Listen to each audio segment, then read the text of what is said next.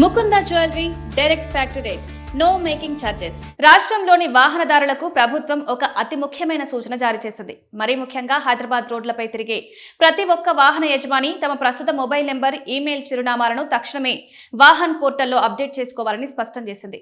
ఈ ప్రక్రియను పూర్తి చేయడానికి కేవలం నెల రోజుల గడువును మాత్రమే విధించింది.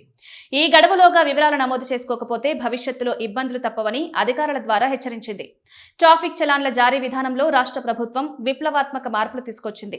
నిబంధనలు ఉల్లంఘించే వారికి ఇకపై SMS, వాట్సాప్, ఈమెయిల్ ద్వారా నేరుగా చలాన్లను పంపించేందుకు అధికారికంగా అనుమతి మంజూరు చేసింది.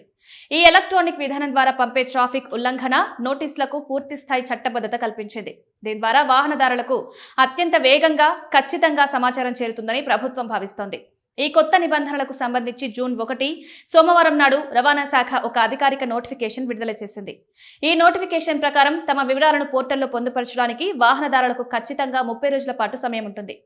ఒక నెల గడువు ముగిసిన తర్వాత డిజిటల్ రూపంలో నేరుగా వాహనదారుల ఫోన్లకు, మెయిల్ ఐడీలకు చలాన్లు జారీ చేయడం మొదలవుతుంది.